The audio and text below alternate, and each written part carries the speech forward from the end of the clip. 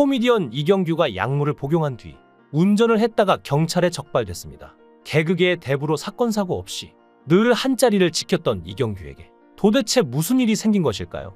서울 강남경찰서는 이경규를 도로교통법 위반 혐의로 내사를 벌이고 있다고 오늘 공개했는데요. 이경규는 전날 오후 2시쯤에 서울 강남구 한 실내 골프 연습장에서 주차 관리 요원이 차량을 혼동하는 바람에 자신의 차량과 차종이 같은 다른 사람의 차량을 몰고 자신의 회사로 향했다고 합니다. 이 과정에서 차량 절도 의심 신고를 받은 경찰이 이경규를 상대로 조사를 하던 중 음주 측정을 실시해 음성 결과가 나왔으나 약물 간이시약 검사에서 양성 반응이 나와 논란이 일파만파 퍼지고 있는 것이죠. 이경규는 처방받은 약을 복용한 것뿐이라며 관련 혐의를 부인하고 있는 상황이지만 이 사건을 최초 제보한 제보자는 이경규가 약물 운전을 한 것이라며 언론사에 제보를 했다고 하는데요. 사건이 점점 이상해지고 있는 것 같습니다. 여기서 문제는 경찰 관계자가 약물 투약 여부를 확인해 줄 수 없다 라고 언론에 말한 것인데요. 이경규에게 아무런 혐의점이 없으면 없다고 밝히면 될 것을 이런 식으로 모호하게 말한 것입니다. 이경규 측은 이런 논란에 대해서 즉각적으로 반응을 내놓았는데요. 이경규가 복용했던 약물은 감기, 몸살 약이었고 실내 골프 연습장을 방문한 게 아니라 그 건물 약국을 찾았고 다른 사람의 차를 운전한 것도 차종이 같아 헷갈린 것뿐이라며 인근 사무실까지 차를 타고 왔다가 본인의 가방이 없다는 걸 깨닫고 되돌아간 작은 해프닝으로 경찰에 이미 소명한 내용이라며 이경규의 잘못이 없다고 해명했습니다. 그런데 이게 전부 사실이라면 언론에서도 취재를 하고 이 내용을 포함하여 기사를 냈을 것 같은데요. 이런 이경규의 해명은 뒤늦은 감이 없지 않아 있죠. 이렇게 된 이상 누가 이경규의 약물 관련 내용을 언론사에 흘린 게 아닌가 추정하는 네티즌들의 의견이 나오고 있습니다. 사실 이경규는 오랜 시간 예능에서 활동하며 이른바 규라인이라는 친분 있는 사람들을 만들었지만 은근히 적이 많은 타입이었습니다. 동국대학교 연극영화과 출신으로 김영곤과 대학교 동창이며 실제로 두 사람은 개그맨 데뷔 이전부터 서로 친한 사이였다고 하는데요. 이윤석이 밝힌 바에 따르면 이경규가 김형곤의 사망 소식을 접하고 굉장히 슬퍼했다고 하죠. 앞서 언급했듯이 둘이 대학교 동갑내기, 동창이기도 한데 이경규는 방송, 김형곤은 무대에서 활약했으면서도 서로를 미워하고 상처 준 일이 있었다고 합니다. 그래서인지 김형곤 사망 후 이경규가 초저녁부터 새벽까지 울면서 술을 마시다 정신을 잃는 바람에 술집 점원이 이윤석에게 전화한 일도 있다는데요. 사실 이경규는 오랜 시간 무명 세월을 겪었습니다. 무명 개그맨이었던 이경규가 자신도 개그맨이라는 것을 사람들에게 증명하기 위해 방송사 선배와 사진을 찍고 싶어 했는데 이경규에게 그나마 잘해주고 가장 친한 선배였던 이홍렬이 이 얘기를 듣고 같이 사진을 찍어줬는데요. 그러나 이 사진을 찍은 후 이경규는 감히 선배와 사진을 찍는데 옆에서 쪼개고 건방진 표정을 짓는다는 이유로 어떤 선배에게 코피까지 흘릴 정도로 얼굴을 주먹으로 얻어맞았으며 다른 선배 개그맨들에게도 어떻게 감히 후배가 선배랑 사진을 찍냐고 욕을 먹었다고 하죠.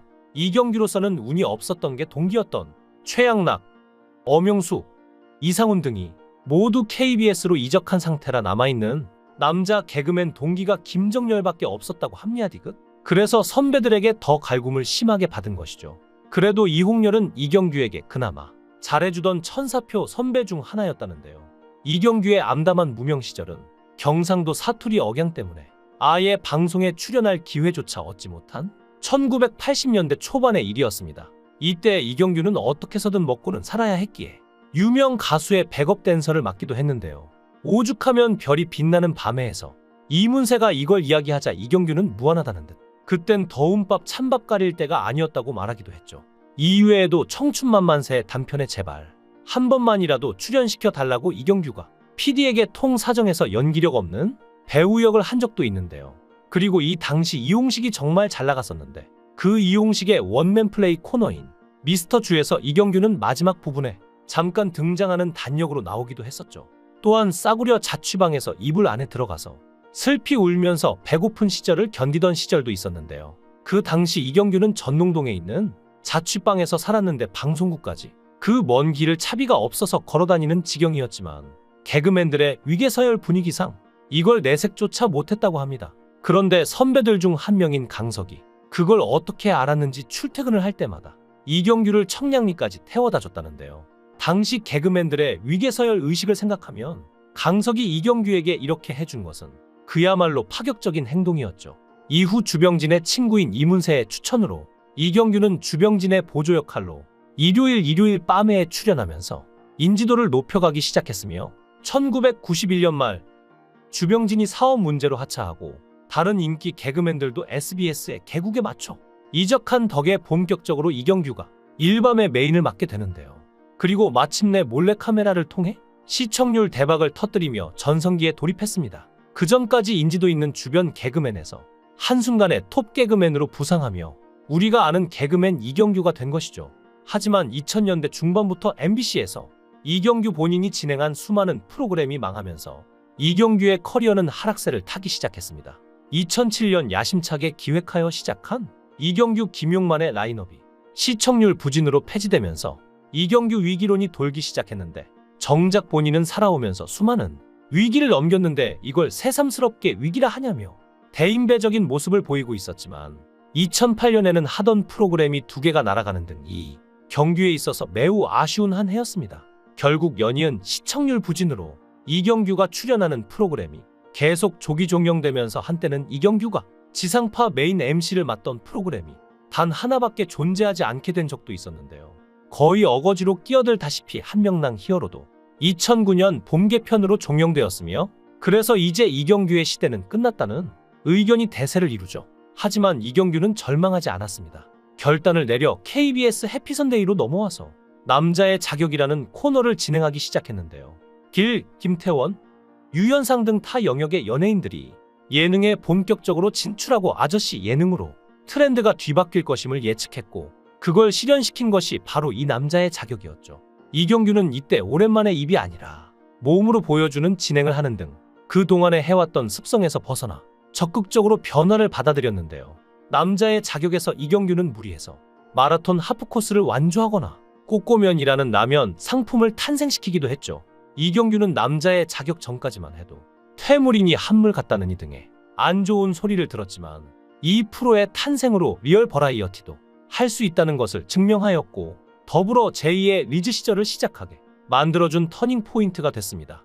2009년 KBS 연예대상에서 이경규가 사회를 맡았는데 이때 시청률 부진의 원인을 자신에게 돌리는 MBC에게 꽤 서운했던지 이경규는 연예대상 시상식 사회 도중 KBS에 오기를 잘했습니다라는 의미심장한 멘트를 하기도 했는데요. 그렇게 KBS에서 활동을 하던 이경규는 2010년에 KBS 연예대상 대상을 받으며 화려하게 재기했다는 평가를 받았습니다. 또한 SBS에서 방송연예 대상을 수상하며 지상파 3사에서 트리플 크라운을 달성하는 예능인으로의 업적을 이루었죠. 그리고 지금까지도 유튜브 채널을 운영하며 예능인으로서 새로움을 받아들이고 새로운 시도를 하는 걸 망설이지 않는데요. 이런 이경규가 질투났던 걸까요? 실제로 한 약사는 공황장애 약을 포함해 감기약에서 약물 양성 반응이 나올 수 있다고 하는데요. 잘 소명된 이야기인 만큼 이경규에 대한 무리한 억측이나 루머들은 이제 사라지길 바랍니다. 오랜 시간 우리 곁에서 웃음을 줬던 이경규가 앞으로도 건강한 모습을 보여줬으면 합니다. 여러분들은 이경규에 대해 어떻게 생각하시나요?